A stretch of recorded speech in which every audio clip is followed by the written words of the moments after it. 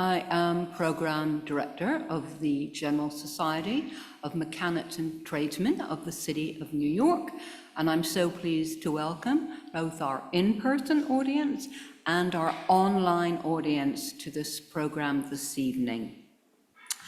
This is our last lecture for Archtober, an initiative held every October to promote the discovery of architecture and design. And you can find more information on this at archtober.org.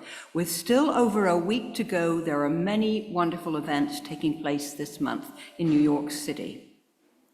This evening, we are very pleased to welcome you to the Scots Who Built New York, with John Kinnear, historian, preservation architect. The talk will examine the considerable impact of Scottish American architects, artisans and engineers on the development of New York from the 1700s until today. We are honoured to say that some of the Scottish figures John will be focusing on were active General Society members from the 18th and 19th centuries. The General Society of Mechanics and Tradesmen of the City of New York was founded in 1785 by the skilled craftsmen of the art of the city, many of whom were artisans. Today, our 239-year-old organization continues to serve and improve the quality of life for the people of the City of New York through our various educational programs. These include our library, of course, of which for in-person audience we are occupying this evening. The John M. Mossman Locke Museum, again the in-person audience are welcome to visit that after the talk this evening. Our tuition-free Mechanics Institute, and finally our nearly 200-year-old lecture series, of which of course tonight is part of. I want to thank Thomas Donahue, our window curator, for designing another wonderful window. This display embodies with humour and panache Scotland and New York City, and I definitely encourage you to have a look on your way out. It is on the west side towards 6th Avenue. Thank you. I also want to acknowledge our partners in tonight's presentation, the New York Landmarks Conservancy and the American Scottish Foundation, and to welcome their members here this evening. Now, to say a few words about the American Scottish Foundation and to introduce our speaker, I am so delighted to welcome the President of the American Scottish Foundation, Camilla Hellman. Thank you.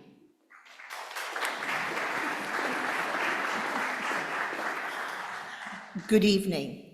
I'm so delighted that we're able to do another talk here around the Scots Who Built New York. We did so about 3 years ago, just before the pandemic, and it is a project that we began about 8 years ago in conjunction with Landmarks 50. They came to us and said, what did the Scots do towards the development of New York? And I turned to John Kinnear, who's on the board of the ASF and is also president of the American Friends of the Georgian Group, and said, John, what should we do about this? What do you know? We had no idea how deep it went. We've now given over 8 different lectures on it, and we have also done 3 walking tour maps with 2 others in development for the boroughs. And as we were doing all this, we realized the artisans were a key element of it. And so tonight, we're going to start to examine the great artisans. There are so many buildings, over 350, I think, maybe more that we've identified already, and we're really enjoying this. And so without more ado, I'd like to turn over to the very patient, very wonderful John Kinnear, who never knew what he was getting into. Thank you.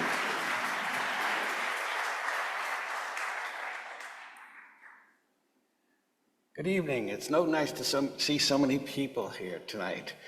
We'll probably jump right into this talk. But I did want to mention that we've had some people that, hearing about the talk, have gotten in touch with us about family members. We have Amy McMillan, who is a descendant of John McComb. We have Emily Fuller, who's a descendant of James Renwick Jr., and we also have people that have come to us. Oh, George Boyd, whose great-great-great-grandfather was the first president of the General Society.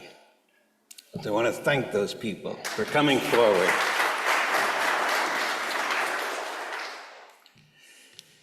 July 9th, 1776. The Declaration of Independence has just been read aloud for the first time in New York City. Captain Oliver Brown, a Scot, gathered together 40 of his men, and they came to the park at Battery City Park and tore down the statue of George III. Art has meaning. They took the statue, broke it up into many, many pieces, and hauled it off to Litchfield, Connecticut, which is probably about 150 miles from where we are today. There it was melted down into 40,000 musket balls. Behind this house, this was General Oliver Walcott's house. Became a very important part of the Revolutionary War. And ironically, the people that have the house now are clients of mine. Federal Hall was the seat of the Congress, and it was where Washington was inaugurated, and it was designed by a French architect, actually, Lafont, who was a very influential person. We're going to be talking a lot about influencers, and they influenced the world, but they did it without having any social media. It's another view of that. Here's Lafont. He's the fellow who designed the Capitol, laid out Washington, D.C., and later he laid out capitals for many other countries around the world. Very influential person. Government House, this is the first major building by John McComb, and this was built to be the home for the President of the United States. What happened later, of course, is that the capital moved to Washington, D.C., so this became the house for the first 2 or 3 governors of New York State. John Witherspoon, the art of diplomacy, the art of statesmanship. He was a Scot who was involved in the wars, the Jacobean Wars, and eventually was captured there, taken prisoner, taken to Boone Castle in Scotland, where he literally tied sheets together, like in the old movies, and escaped over the walls, and eventually came to the United States. He was one of the founding fathers, very involved, one of the first signers of the Declaration of Independence, the Articles of Confederation, and worked on the Constitution. He was the only minister, the only religious person in the founding fathers. James Wilson, another founding father, very important. George Washington made him one of the first judges of the Supreme Court. Gilbert Stuart, the artist, again, a very influential person. Every one of our dollar bills has a Gilbert Stuart portrait on it. A few of his paintings. Lansdowne portrait was actually commissioned by an Englishman, and this portrait was in England until about the 1870s, when the National Museum, the National Art Gallery here in Washington purchased it. The Skater. This was painted when Gilbert was living in London, and was Lord Grant. Adam Smith, talk about an influencer. Modern economics as we know it today was pretty much his creation. He very much influenced Alexander Hamilton in putting together our government here as we know it today. Some of his writings. John McComb Jr., born in 1763. He and his father were architect builders here in the city before the Revolution, stayed in New York, and at the end of the Revolution were very, very important to the rebuilding of the city, which had no construction for about 10 years while it was occupied by the British. He won the competition to do City Hall with a French architect named Magan. It was educated at the Beaux-Arts School. And today, this is still our city hall. Some of the interiors are just beautiful. This is a picture during, contemporary to its being constructed. St. Mark's Church, still a very powerful, important part of the community, the downtown community. It was the site of Peter Stuyvesant's farm. Castle Clinton. This is Fort Clinton, which you can visit today. It's part of the National Park Service, and it has been restored to how it was as a fortress. McComb turned it into what we would call our first Madison Square Garden here in the city. It was a venue for entertainments. The Watson House. This is just across from where the Staten Island Ferry lands, and it was owned by a owner of many ships. The columns supposedly were made from his masts. Alexander Hamilton. There's a lot we have to say about Alexander Hamilton. Third son of the Hamilton family. His father immigrated to the Caribbean to make his fortune. He never made his fortune. Alexander, though, was a prodigy. He was a very super intelligent person, and that was recognized by the shipping company that he worked for, the trading company. They sent him to New York to go to college at what was King's College, which eventually became Columbia. And that was the start of his fortunes here in the city. Once the war started, General Washington met him, was so impressed, he put him on his band of men, his close cabinet, the people that wrote all his papers for him and helped run the war. This is his house, his country house, the Grange. This was designed, again, with McComb. Alexander Hamilton was somewhat what we'd call a gentleman architect today. The layout is extremely forward-thinking, let's say. It does not look like the standard Georgian house that was being built in this time period. And Alexander controlled everything in his life, including his house. Many houses, if you go to Gracie Mansion, there's a porch, a veranda that surrounds the house. Alexander, you had to go through the front door and be directed to the parlor or to the dining room. Then you might get out to the verandas. It was a very structured way to entertain. This is the house. The house was moved 3 times. Its location now in St. Nicholas Park is his last one. And actually, Camilla and I did a lot of work on the landscaping for the project.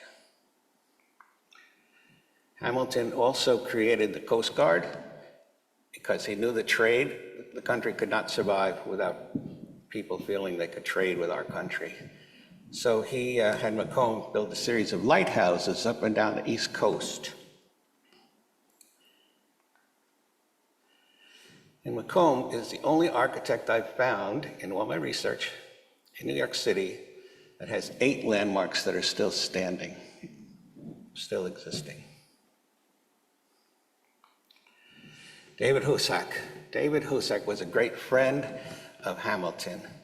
He was a medical doctor, but he was also a botanist. If you've ever visited the Physic Gardens in London, where it's all medicinal, he brought that idea, that concept here to New York, as well as collecting plants from all over the world. We did a talk once about the Scots, who were the plant people that searched the whole world for plants that we'd never seen here before. David built this wonderful garden called the Elgin Botanic Garden, somewhat based on the gardens in Edinburgh. The gardens in Edinburgh were the first botanical gardens in the world. On the site today is Rockefeller Center. It's exactly the size of his gardens.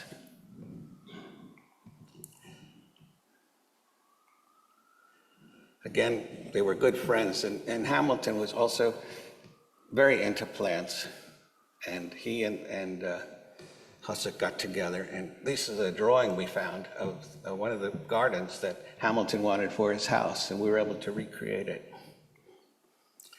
There's a wonderful book by Victoria Johnson about Hosack and his gardens. William Forbes. Paul Revere, of course, was the silversmith for Boston.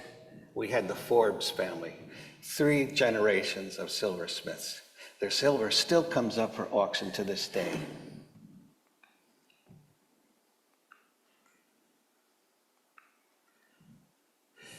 Influencers. Sir William Chambers, he's a Scot, but a very prominent architect in London and Scotland. And his buildings influenced a lot of what we see in Washington, D.C., and here in New York and other capitals around the country. Buckingham Palace, he worked on that. Sir Walter Scott, of course, writer, poet. We're not going to go into a lot of detail, but probably you all know a lot of his writings. Ivanhoe, Lady of the Lake. Anne Forbes, for her time, she was a very well-known Scottish portrait painter, an unusual profession for a woman in the day. This is a painting of her. William Marshall, he was a musician, composer, and author. He collected much of the Scottish music that we enjoy today, the dances, the reels, everything else, and he published it. He published it in books, and his music is still published to this day. So if you're in Scottish music, you probably run across works from him. 19th century. Duncan Phyfe, furniture maker here in New York, cabinet maker, premier cabinet maker. Here's some of his work is in the White House. This was his shop. You can also see quite a bit of his work at the American wing of the Met. Robert Adams, another great influencer, Scottish architect, 18th and early 19th century. His work influenced so much that's happened here in New York and in this country also. And he was also a furniture designer. Here are some of his pieces.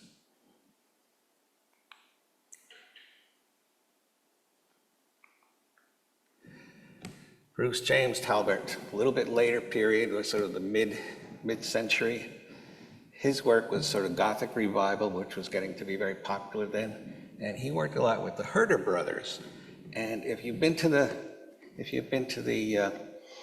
armory here for the show or whatever, when you go in, if you go to the south room that was restored, that's Herder brothers' work, and it's magnificent. You really should take a look at it. Some of his furniture. Sir Henry Raeburn, sort of like the John Sargent of Scotland. His portraits are renowned to this day. And they just had a one-man show for him a little bit south of Edinburgh. The Reverend Robert Walker Skating, that's one of his most famous paintings, and it's the second skater we've seen tonight. A friend of mine here in New York is a collector of Raeburn, and he was at the show, of course.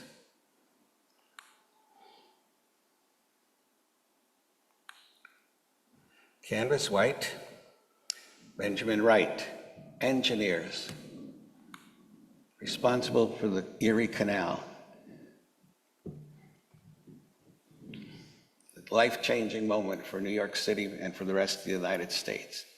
The canal connected the East Coast to the Great Lakes to the west.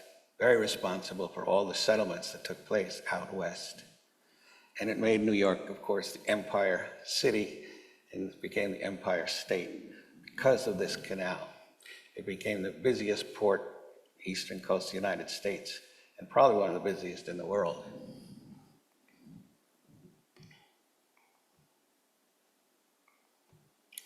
Water from the Atlantic being poured into Lake Erie. Davis Bates Douglas, Scottish engineer, here in New York. He also, besides what we're going to see now, he laid out Greenwood Cemetery, which was considered the first public park in New York City.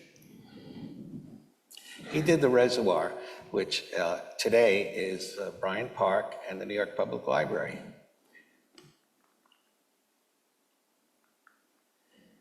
These photographs, to me, show what New York City was like at the time.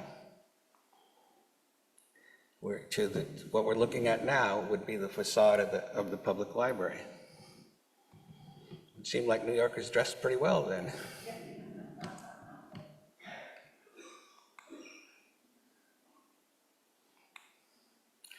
Massey Rhine, a sculptor, his work is not only in New York, he was a sculptor pretty much worldwide, incredibly talented man.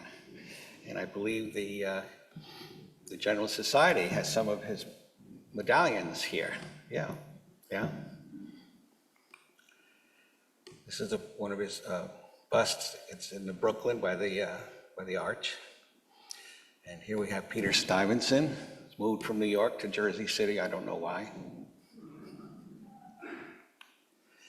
And now we have Andrew Carnegie, who you probably know something about him. And he was the rags to riches, real life story. Came when he was about 14 or 15 to the United States. His family had to leave Scotland. Ended up in Pittsburgh. And incredibly intelligent person. I guess you'd call him a genius nowadays. He ended up working for the telegraph company.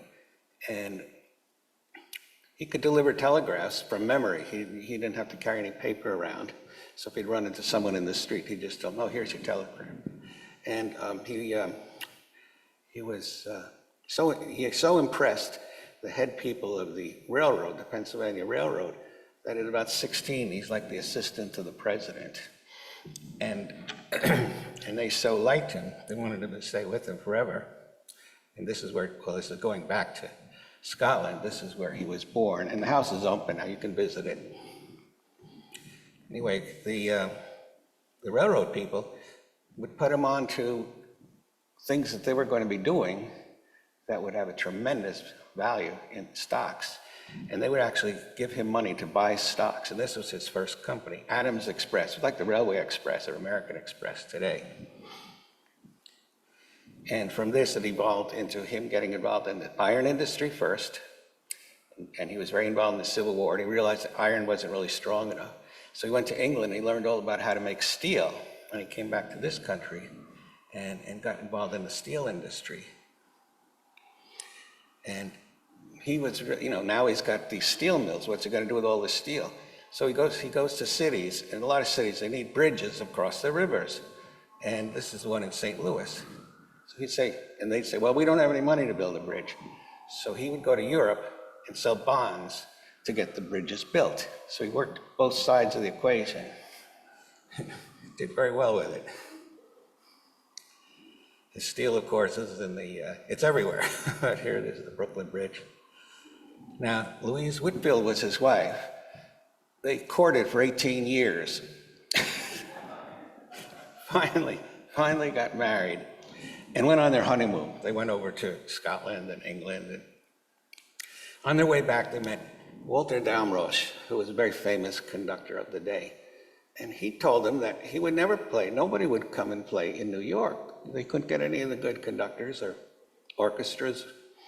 And he said, because you don't have a hall. You don't have a proper place for us to play. So Carnegie said, no problem. We'll take care of that.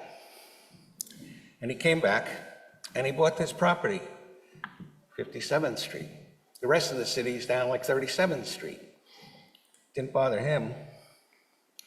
So he built Carnegie Hall, and people will come. Now, to get from the city then to 57th Street was probably an hour and a half on a little carriage or horse or something. But it worked. It was sold out the first night. Interior. Then, of course, now that he's married, he needs a proper house. So he buys this property on 91st Street and Fifth Avenue. He builds this beautiful house. He had a competition among a number of architects, mostly Scottish, of course. and had the house built. It was state-of-the-art for its era. You know, had elevators and electricity. This is, very new in this city. In Carnegie, when he was growing up as a little kid, an uncle of his had a library and would let him borrow books from the library. So he was very much a self-taught person. He never went to college. He was self-taught. So in his whole life, he thought, I've got to give that chance to people here in New York City. So he got together with the Astors, had a private library, and got some other people together, and they put up the money, and they built the New York Public Library. And then he kept going, and in New York alone, he built 67 libraries. And I think 65 of them are still here and still being used as libraries or as community centers. There's a book that you can get. It's got all the libraries in New York. Throughout the country, he did about 2,500 libraries. He would give the city the money, then the city had to get the books, and then they had to also staff it. But they had a building. The General Society, where we're sitting, this library was a gift to Andrew Carnegie, and he also added a few stories to this building. So he's very, very influential to the General Society. Edinburgh Central Library. He did libraries all over the English-speaking world. He got involved in scientific projects also. He sponsored this ship that was sent up around the North Pole and everywhere to find out where the magnetic centers of the Earth really were, because it was very important for navigation. James Lennox of Lenox Hill. He was another great collector and had a huge library. His collection ended up being part of the original New York's Public Library. This was his house and library. It's now the site of the Frick Museum. John Steele, great sculptor. Sir Walter Scott in Central Park. Robert Burns in Central Park, and many, many other works. Scott. William Hamilton, son of Alexander Hamilton, made his life in the American West in the 1850s, 60s, 70s. He was a politician. He was just very much involved in that part of our country. Henry Wynne Young. He won a scholarship to the art school in Edinburgh and then ended up coming to the United States and becoming probably one of the best stained glass artists in the world. His stained glass is St. John the Divine, many churches here in town, the National Cathedral in Washington. It's just one small example of his work. Ralph Thomas Walker, Scottish architect. Also, we've met the descendant of his family also. He did number 1 Wall Street, which was an office building until probably about 3 years ago, when it's been converted into a very high-end residential building right there at Wall Street and Broadway. James Renwick Jr., Scottish descent. St. Patrick's Cathedral, the castle at the Smithsonian Institute, the Renwick Building at the Smithsonian, and many other churches and buildings around the country. The State Capitol Building in Albany. This was Henry Hobbs Richardson was the architect for this. It's a massive, huge building. And in the interior is this incredible staircase done with Scottish stone and by Scottish artisans. There are 78 figures carved in around this room in the staircase. It's really magnificent. If you're up in Albany, make sure to stop and see it. 20th and 21st century. William Tuttle, Scottish architect. Carnegie hired him to do his hall, his most important project up to that time in his life. Tuttle had never done a hall, but he went to Europe and he studied all the great halls, because everything is about acoustics. We didn't have any AV equipment back in those days, and he got it. He got it just right, and it's still considered one of the best halls anywhere in the world. John Duncan, another Scottish architect. This is great. Grand Army Plaza Arch in Brooklyn.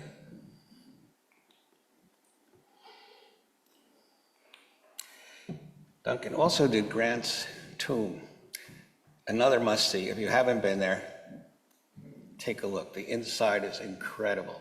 It's one of the most magnificent interiors I've ever seen. And General Grant, of course, was a Scot.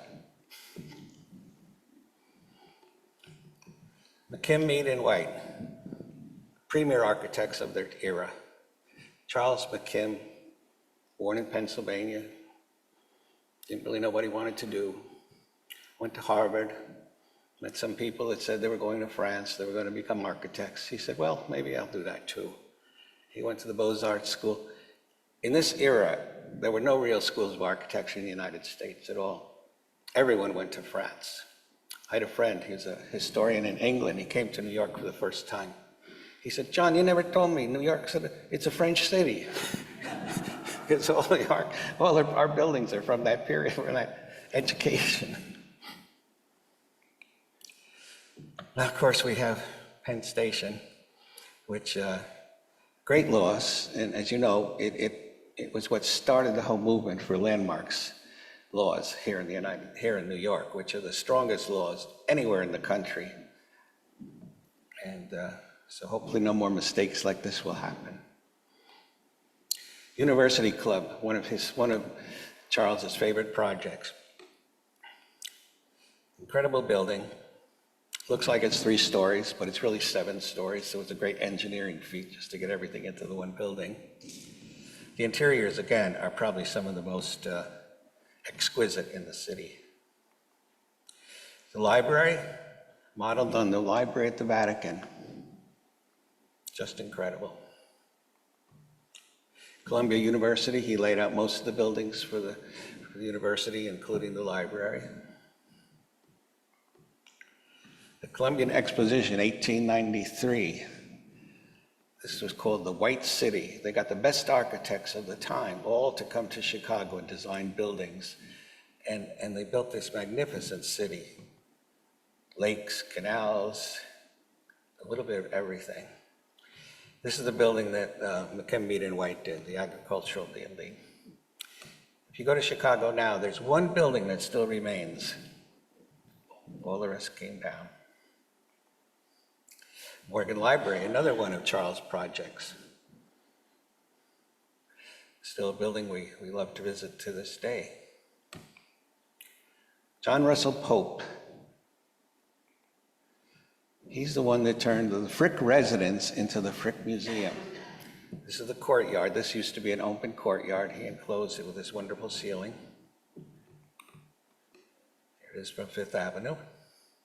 They're just finishing up a major restoration of the building. It should be open early next year, I think, is what they're planning to have it open. William Lamb. His father was a carpenter, came to America. He became an architect and ended up being the architect for one of our most significant buildings in the city, the Empire State Building. You know, all sorts of movies have been made around the building. He also was the architect for 40 Wall Street, which was the tallest building in the world for about 6 months. Yes? That's right. That's right. I just was reminded that Lamb and Rich designed the building we're in here today. The Chrysler Building was going up about the same time, and what they did is they built the spire inside the building and waited until 40 Wall was finished and raised it. And they became the tallest building in the world. But they only lasted about a year, because then the Empire State Building was finished, and that became the tallest building in the world for about 30, 40 years. He also did 500 Fifth Avenue, 521 Fifth Avenue. Had many buildings. Charles Rene McIntosh, another influencer, never been to the United States. Great architect, a little ahead of his time for Glasgow at the time. He and his friends, they called themselves the Immortals. They were artists. They weren't just architects. They were artists in many, many different ways.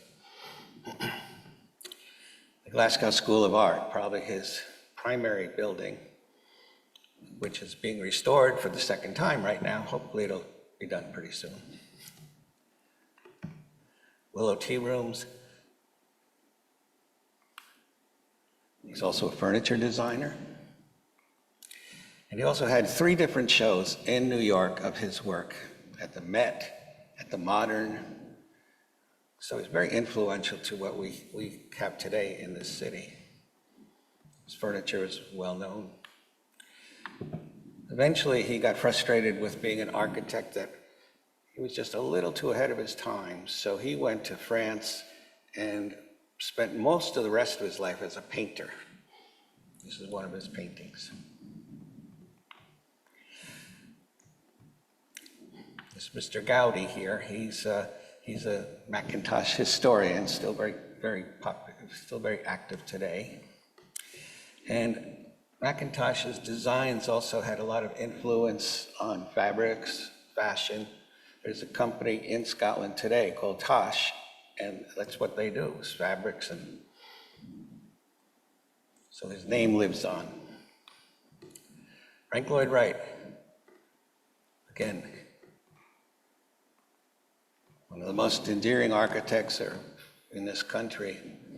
And a lot of people don't know he spent the last 5 years of his life here in New York City, living at the Plaza.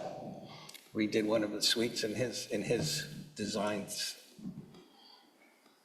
There's one house in New York City, it's on Staten Island. It's still a private house. The Guggenheim, of course, is what brought him to New York. And he stayed. He never got to see it finished. It was pretty close, but he didn't he didn't see it this way. It's interior. It's a little house. This room is in the Metropolitan Museum of Arts. You can visit it. Philip Johnson. He and Ludwig Mies van der Rohe were responsible for the Seagram building, which is probably still to this day the most elegant skyscraper, maybe in the world. It was financed, of course, by the Profmans.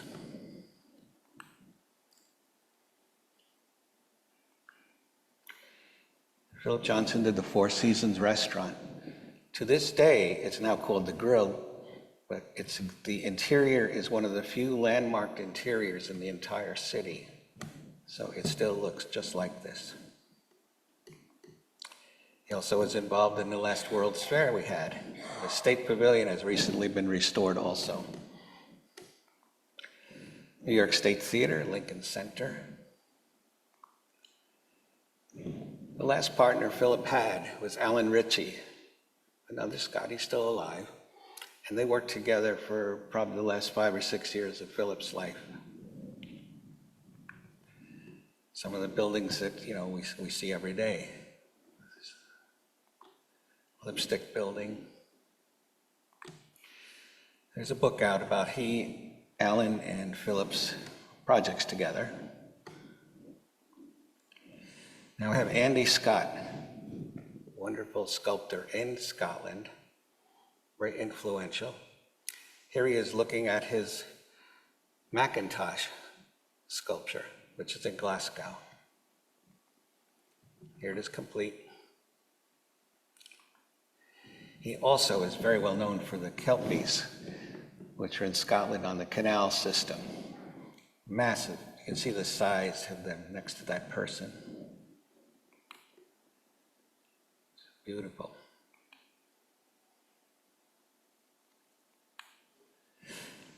They came to New York, slightly miniature version, but they were in Bryant Park for a while.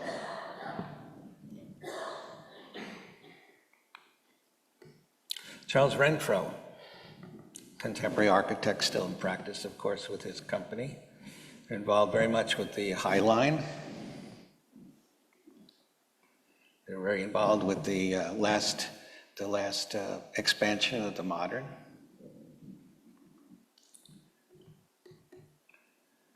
Alice Tully Hall at Lincoln Center. John Jackson, he's an engineer that works in structural glass, and we've probably all seen the Apple Cube. That was one of his projects. And they did a lot of work, of course, with Apple and other places too. And he also did, you know, the tickets in Times Square? That was one of his projects also. This is Burns, he's a wonderful painter, Scottish painter. Interesting painting, the juxtapositions are very interesting. They're photographically realistic, but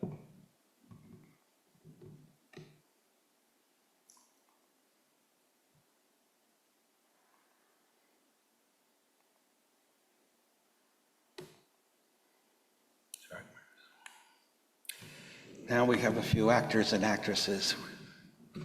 Sean Connery, of course, he had a place here in New York, and we all know everything that he's done, I would say. Not only just James Bond.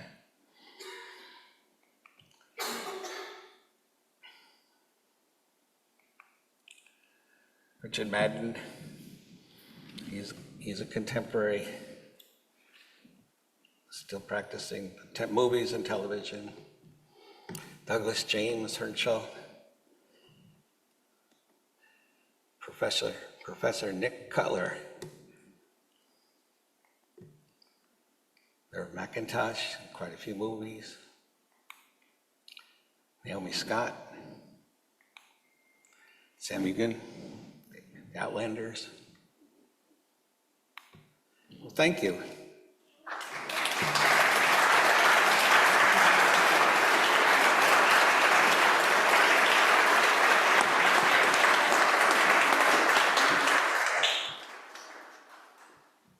John? Yes. Thank you so much. What a wonderful overview of the contribution of Scottish Americans to New York City and indeed to the world. And interesting to see how strong a thumbprint they still have today in contemporary New York. Definitely, definitely, yes. Well, we'd like to take some questions now, both from our online audience and in person. Do we have any questions? Don't tell me that John told you everything you knew about Scottish Americans. Okay, we have someone at the back.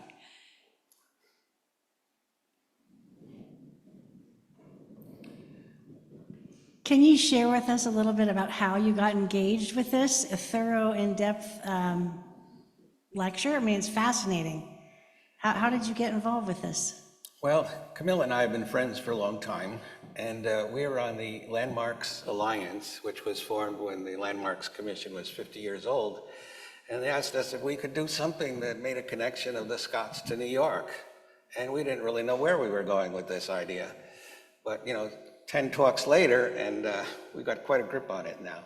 But it's been a fascinating adventure.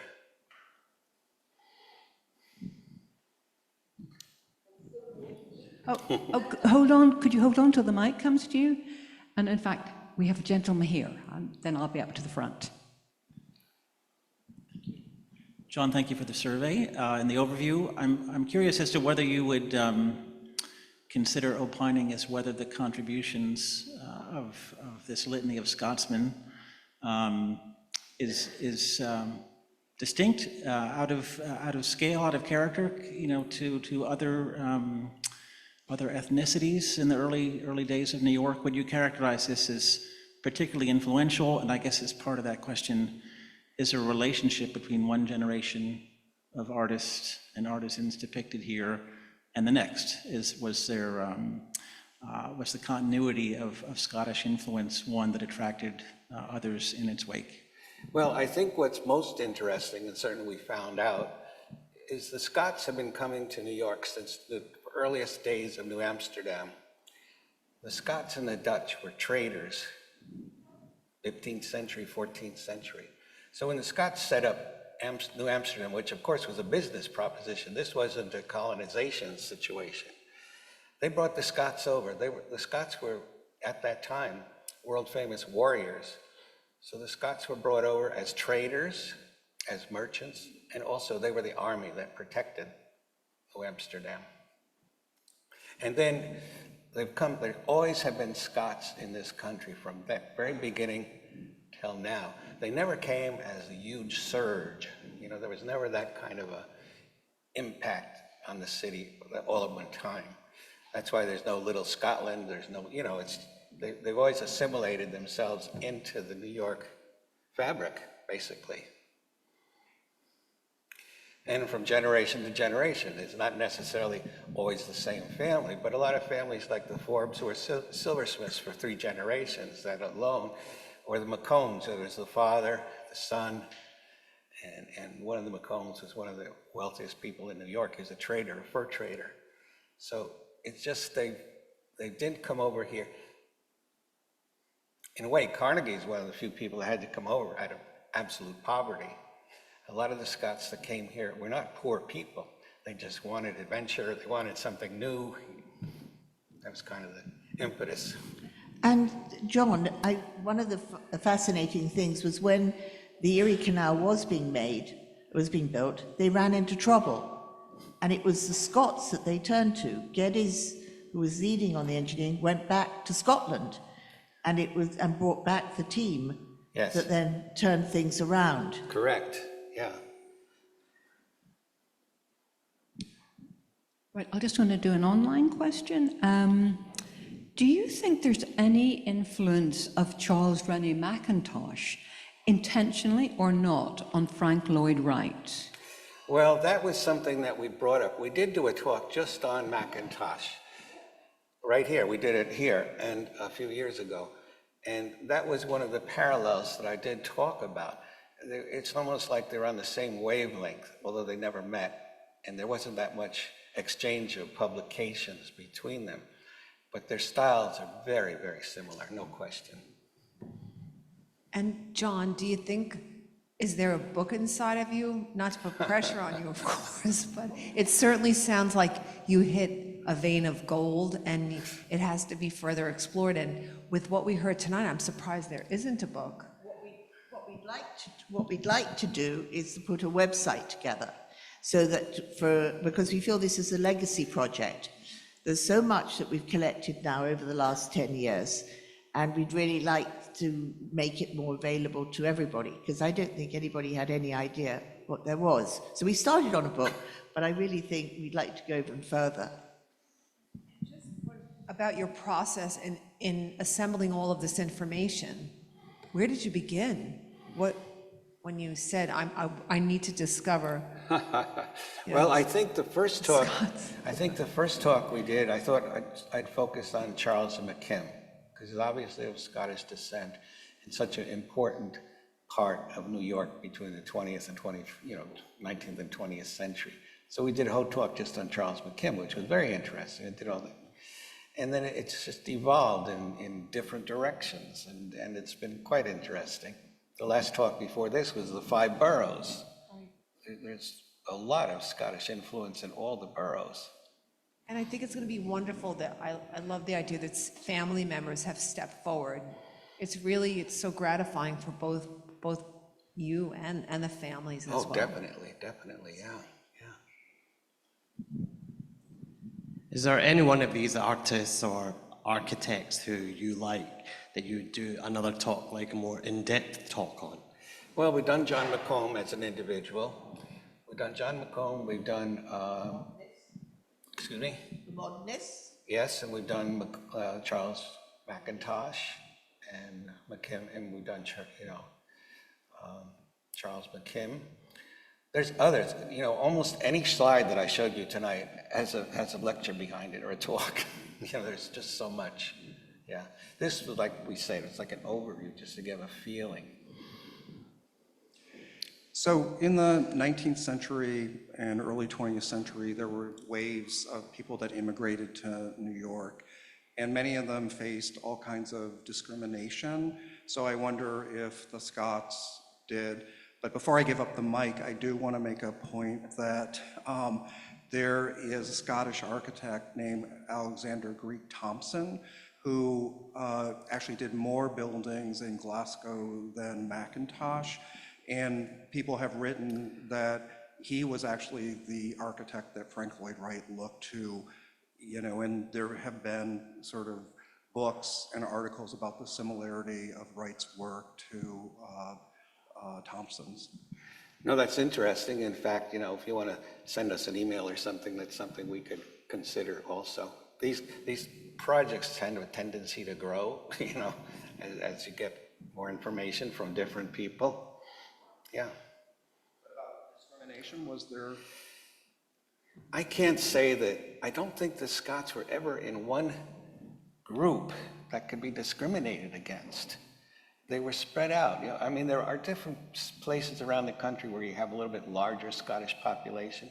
I know Columbus, Ohio, for some reason, has fairly large Scottish population. Glen Cove, Long Island's fairly Scottish.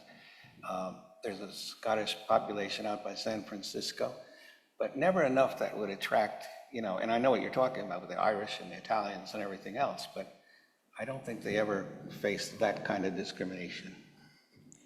Approximately how many Scottish Americans are there? They say there's 40 million people of Irish descent.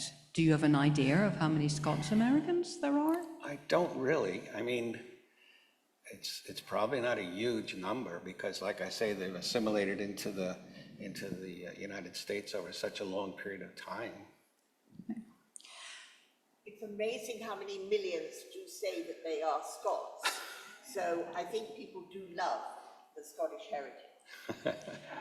Right, so I don't know the online audience to saying that. I think Camilla was making the point that many people are happy to claim Scottish heritage. I have a few more online questions.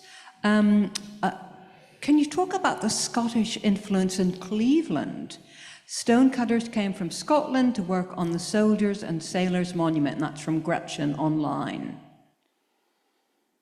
Well, our focus tonight, of course, was New York, but I do know that there was a lot of Scottish influence in a lot of the other cities around the country. Absolutely. The fellow who taught me how to draft, you know, actual draft, was a Scot who came to the United States because he was working on the Capitol building for the expansion of the Capitol building.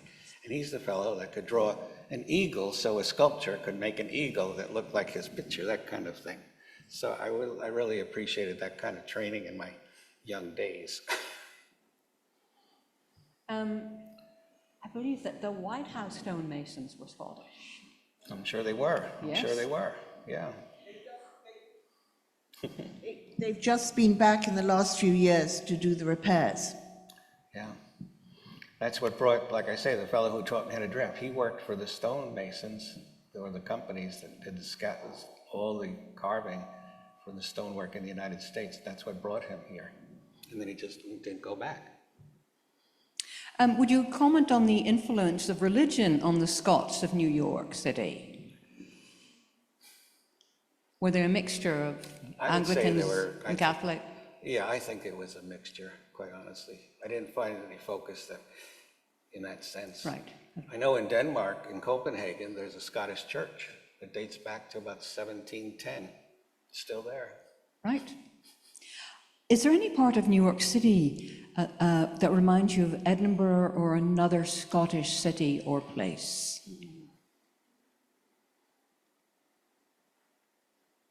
It's hard to say. It depends, I guess, if you're in New York and where you are in New York. You know, I'd say like if you go into like Brooklyn or something, you know, where they have the beautiful little brownstones and townhouse areas, it can remind me a little bit of like the New Town outside Right. of Edinburgh, you know, that kind of thing, where you get the Georgian architecture.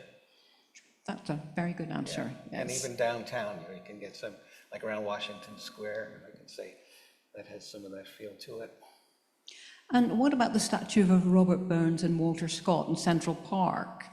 Was that a reflection of these interests in those Scottish authors from New York City residents? Oh, definitely, yeah, those statues are there, and there's that whole section of the park that has statues of famous writers and poets, and they're among them, of course, yeah. Do we have any more questions? Oh, I do see a couple. I'll just take these two more questions then, okay? Sure.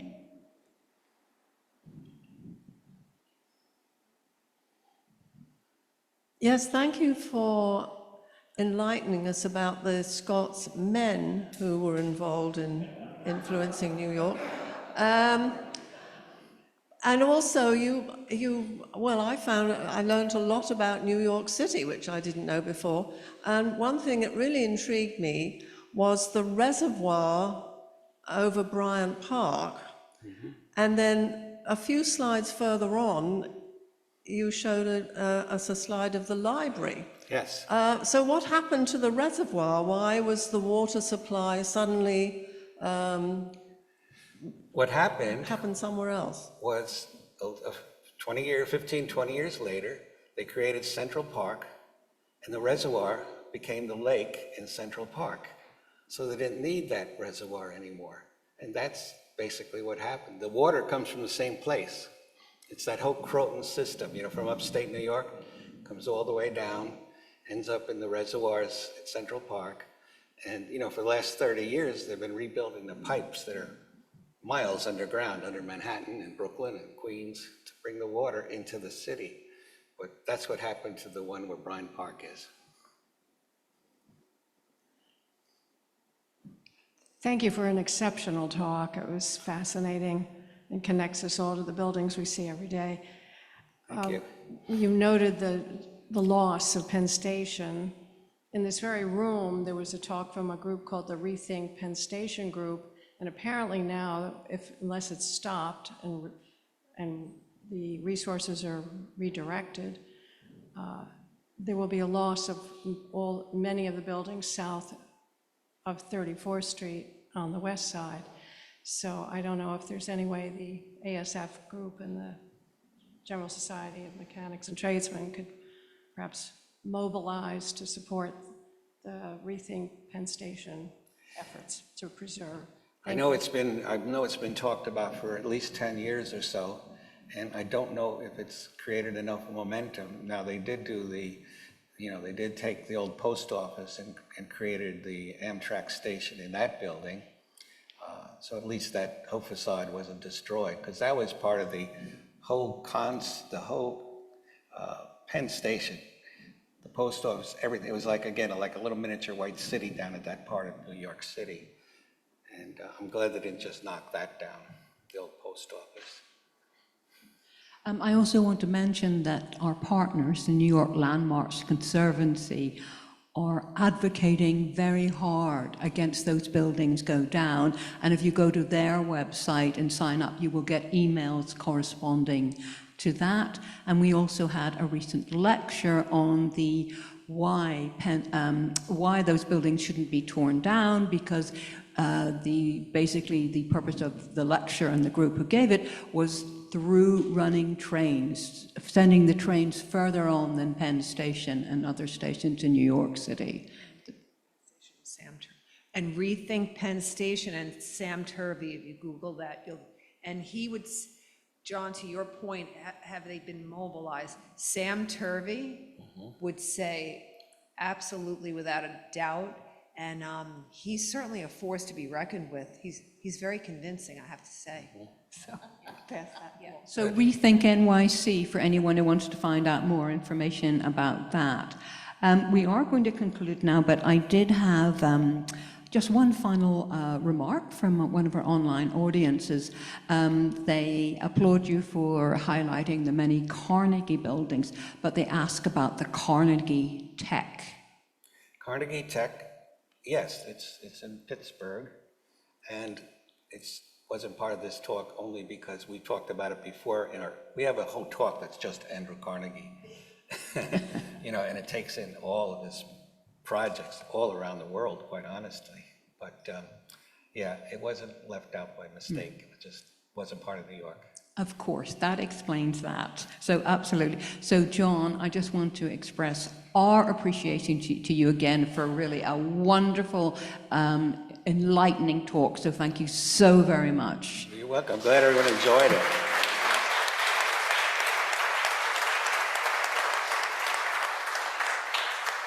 Thank you. Thank you. Yeah, we absolutely appreciate your extensive research, so thank you very much. So now to say a few words is Victoria Dengel, our Executive Director, and Camilla, I don't know if you would also like to say a few words in conclusion? Is that a yes? Oh. So, John, thank you so much, I mean, for the way you assembled all this wonderful information. And I have to tell you, for all of our attendees who are regularly here, you know, one of the things we focus on in the General Society of Mechanics and Tradesmen and our lecture series are triumphs and accomplishments and everything that's been done. My father used to say to me, and I remember in grammar school, these lessons came early. My father was the 1982 president. His picture is upstairs, my mother's picture as well. My father was very big on telling me I was born rich, and it really stayed with me. And it's really an approach to life. I'm a native New Yorker. You know, he told me these roads are here, these bridges, these museums, this water that comes to you, everything that has been there for you, you're born rich, and it's your turn to do something. And I think that accountability, that responsibility, even when you're a child, it really stays with you, and it's an attitude to life. We're very rich, and I'd like, as you know, I think about it a lot and concentrating on the triumphs of all that's been created. And I know there was a lot of men talk, that's okay, as I always say, and we lived happily ever after, it's all fine, because we concentrated on all of these people who gave us so much. Carnegie, I just want to say, if not for him in 1903 to give the General Society of Mechanics and Tradesmen $250,000, that was well spent, because this library, I think about it every day, I've said that before, how he had the foresight to give us that money, and then we were able to put 2 floors on top of the building. I do want to say Lamb and Rich was the first campaign of the building. The second that Townsend did was the library, and the 2 floors on top. And hearing everyone and seeing all of their accomplishments, they've left so much behind, and it's really important for us, for a civilization to continue to feel, again, that responsibility of transmission, creation, production, and yeah, it's Well, I can't always say enough like to about say it. too, So history thank isn't you. old. History isn't old. We live history every day. We do. And yes, it's up to us to continue the things that make sense and are very important. And if you don't want to look back, you will have a hollow life, because you'll just never feel the things that are around you. So as I sat here, I just really was thinking, you know, more of an affirmation for that. So thank you so much for feeding our souls. Thank you. Thank you for being such a wonderful host, Victoria, and all of that you've done to help us to put this together. When we do projects like this, they take a huge amount of energy from John, from our staff who put this together, and this is wonderful to have this response, because we really believe in this project, and I think it's very important that we don't lose this wonderful research that's been done that gives such a connection to the Scottish American community, to New York and beyond. And so thank you so much for being so responsive to everything we're doing. Thank you. And as we conclude this season, we may have one more lecture. I just want to say, you know, Karen, thank you for producing these lectures and for all of your wonderful hard work. Thank you. Yes. Or behind the scenes stuff. Right, of course, to Meg Stanton and Angelo Vigorito. And Angelo also doubles as our archivist, if you could believe this, and he's our technical director. Thank goodness for his electrical engineering background. That comes in handy in his production background. And to Thomas Donahue, again, our wonderful curated windows. Thank you, Thomas. You are so, we love you. Thank you. Thank you for all of your attention. And to our volunteers, Arlene Fingerman, Mary Brogan, and Nancy Broderick, and and Jimmy, of course, and to our audience, thank you for coming out at night. That never leaves us either, that you make the time to be here and share these evenings with us. It really is a blessing to have you in person, so thank you to each and every one of you, and to our devoted online audience as well. Thank you, and God bless you. Thank you. Finally, in conclusion, we would like to present you with a little memento, John, the poster Thank of you. tonight's talk. This, as Victoria mentioned, yes, indeed, yes. As Victoria mentioned, this is going to be our last lecture for a little while. We will hopefully have a lecture on patents with Tom Rinaldi in early December. In the meantime, I want to express our appreciation to you again for your support, and to our online audience, and of course to our wonderful speakers and our in-person audience, courtesy of the American Scottish Foundation. Please join us for some delicious snacks and a glass of wine. And I'm sorry our online audience can't be here, but there you go. Anyway, good night. Thank you very much. Thank you.